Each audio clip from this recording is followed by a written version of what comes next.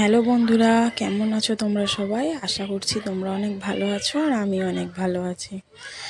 আজকের এই ভিডিওটি করার একটি কারণ, আমি এর আগে কোনো বড় ভিডিও করিনি। এটি আমার ফার্স্ট ভিডিও ধরে রাখো। আমার হাতে যেই পিসগুলি দেখছো, এইগুলি আমি সেল করি বাড়িতে। আমি সেলাইয়েরই কাজ করি, চুড়িদার, ব্লাউজ এইগুলি বানিয়ে থাকি। তো এক কাস্টমারেরই কথায় যে, বৌদি তুমি তো চুড়িদার বানাও, ব্লাউজ বানাও, তো আমাদের বাইরে থেকে কিনতে হয়, কিনে এনে তোমাকে দিতে হয়।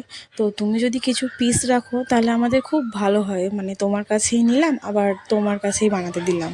তো সেই কারণেই রাখা। বিগত 5-6 মাসের ওপর হয়ে গেছে আমি রাখি। তো আমি ভালো রেসপন্সও পেয়েছি সবার কাছ থেকে, সবার খুব পছন্দই হয় পিসগুলি।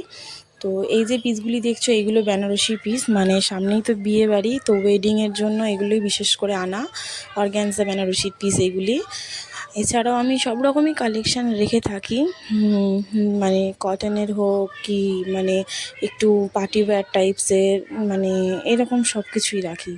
তো আমি বলতে চাই যে, যারা ঘরে সেলাইয়ের কাজ করো তারা প্রত্যেকেই যদি এইভাবে কোনো কাট পিস, ব্লাউজের পিস বা চুড়িদার পিস ঘরে রাখো, তো তোমাদের সেলাইয়ের যে কাজটি আরও দ্বিগুণ হয়ে যাবে। তার একটি কারণ তোমার কাছে মেয়েরা আসছে ব্লাউজ বানাতে দিতে বা চুড়িদার বানাতে দিতে, তো তারা যদি তোমার কাছে দেখে সেই প্রোডাক্টগুলি রয়েছে, তো তাদের হয়তো 4টের মধ্যে একটা তোমাকে ভালো লাগতেই পারে, তো সেটা তোমাকে তারা বানাতে দেবে। তো এরকম করে কি হবে, তোমার ব্যবসাটা ছোটোর থেকে আরও বড় হবে। যেটা আমি ফলাফল পেয়েছি, আমার কাছে আগে 4জন আসতো, 5জন আসতো।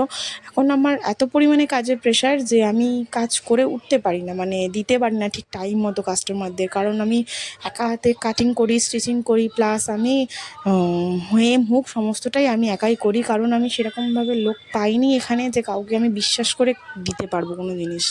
তো আর এটাই একটা কথা বলার আছে যে, নিজেকে যদি আমি এই কাজটির মধ্যে থেকে কাজটিকে আমি এতটা পরিমাণে ভালোবাসি যে অল্প পরিমাণ লাভে যদি তুমি এইগুলি আরও দিতে পারো, যে আমি পিস রেখেছি যে আমি এক গাদা লাভ করব বা অনেকটা পরিমাণে টাকা নিয়ে নেবো, তাহলে কি হবে, তারা একবার আসবে, দুবার আসবে, এর বেশি কিন্তু কেউ তোমার কাছে আসবে না।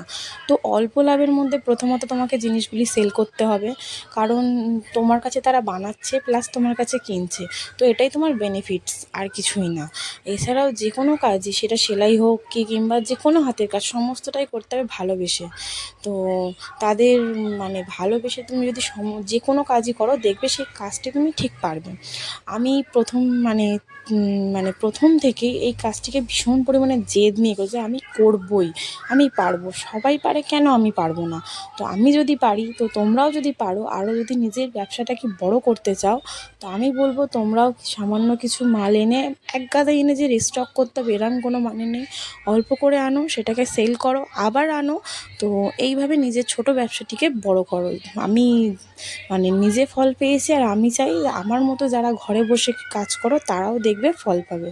আশা করি আমার ভিডিওটি তোমাদের ভালো লেগেছে। ভালো লাগলে অবশ্যই লাইক, কমেন্ট, সাবস্ক্রাইব করে রাখবে। Bye bye.